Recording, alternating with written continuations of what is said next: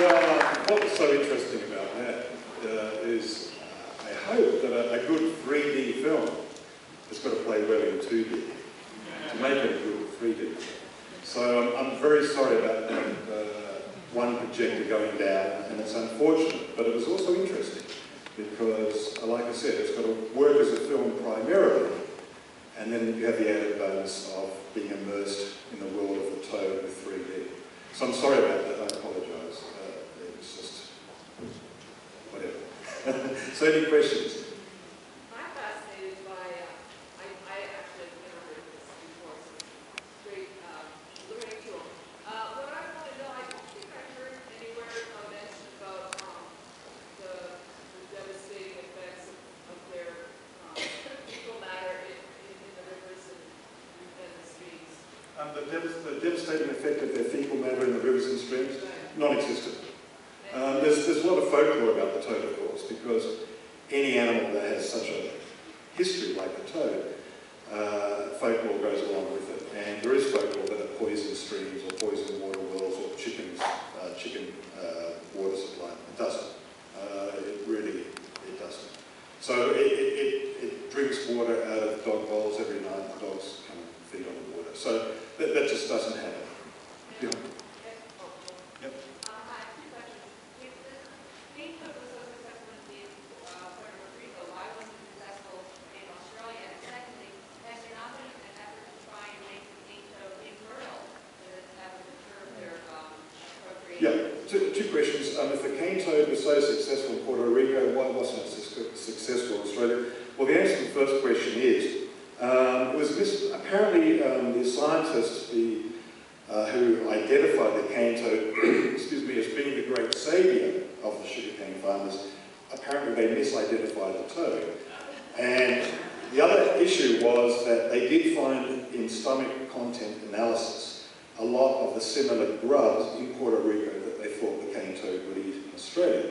What happened when it came to Australia, of course, was it was so, like the gentleman said, the beetles were in the air, the grubs were on the ground, and the cane toad wasn't there to eat them.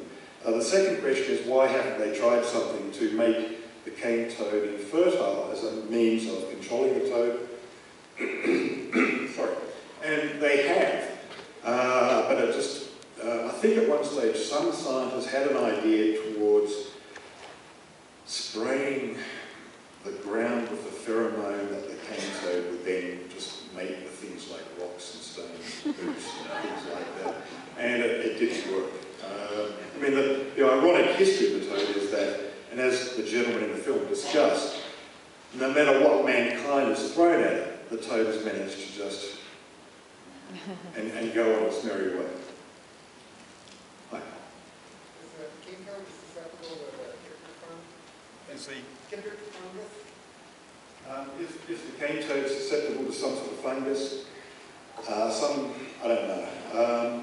Why it flourished in Australia Australia was a lucky country. There was an absence of virus, there was an absence of parasites, there was an absence of predators, unlike other places where the cane toad had been introduced. So in effect, Australia was the lucky country for the toad, and it flourished. I don't think it's been affected. There are infections or viruses that the toad does get. There's a lung disease, there's something called red leg that does wipe them out. But because they're so prolific at breeding, they just overcome those sorts of natural parasites. What happens in the territory after the toad goes through it?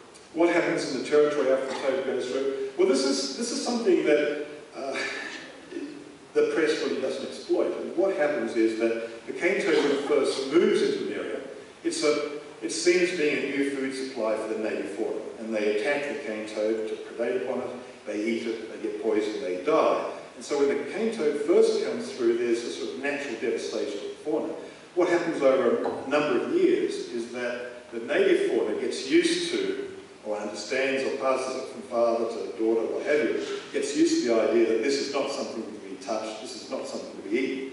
And after a while, there's sort of like a balance that's established with the toad.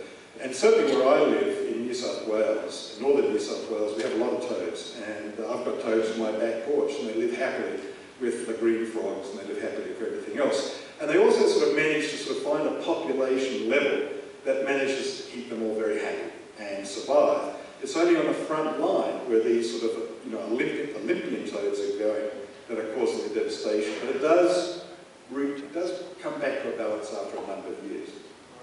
When you say going off from harming the making of the movie, is that a cooking Yeah. The gentleman said, "Were no animals harmed in making of this movie, does this include the cane toad?" Of course it does. Look, I am very sympathetic to the cane toad. This film is a celebration of the cane toad. I'm trying to say here that the cane toad is not the cane toad's fault. I find it abhorrent, the abject cruelty that's perpetuated upon the cane toad. The cane toads are my friends, and I break for cane toads. I go out of my way not to run over them. Look, they're like members of they're like a cast in the film. They're my actors. I try and look after them as best I can. So yes, we look after our animals. I should say that you have seen scenes of great abject cruelty, but it's all composite work. It's all craft of filmmaking where we've had a shovel come down on the empty ground, and then we've put a composite cane toad in there. So in other words, it's all editing and it's all filmmaking, it's all craft to suggest the horror and the cruelty. We weren't actually stabbing cane toads or hitting cane toads. The few times where you see that spear go into the ground, that was hitting. We built some rubber prosthetic cane toads that we just used for whatever. I mean, when Dobby was licking that cane toad, that was a rubber cane toad. Dobby was actually licking honey. Dobby didn't get high. He might be getting high now, though. So this might be a related question. So there's no negative, after they activate to it, there's no negative general environmental impact? And what happened in Hawaii? What happened in Hawaii? Yeah. Well, the gentleman asked, is there any negative impact after they sort of colonise an area? I don't think so. In fact, my attitude towards them is that they're such voracious feeders that they control the insect pests. They eat mosquitoes and things like that. What happened to them in Hawaii? They were introduced to Hawaii, they were introduced to Florida, they were introduced to Philippines, New Guinea, Fiji. There was just some sort of natural thing in these other territories that kept the cane toad in check, as opposed to Australia. So Australia really was the lucky country for the toad. Right? I was wondering, does climate have any effect on... Does climate have any effect on the toad? Certainly, you're right. The toad is mainly sort of kept in a geographical sort of territory by virtue of the climate. So, in other words, it can adapt pretty well, but it certainly won't go into very cold countries. So one of the reasons why it's spreading west so well is, as it goes out west, it's still very temperate, it's still very tropical, and it's still very hot. The push south is a much slower one because it gets colder as more south we go.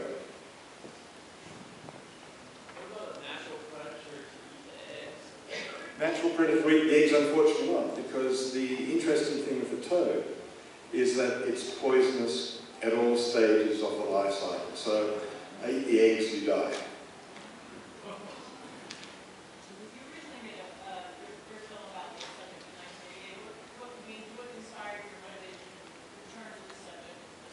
What inspired me to return to the subject after 25 years?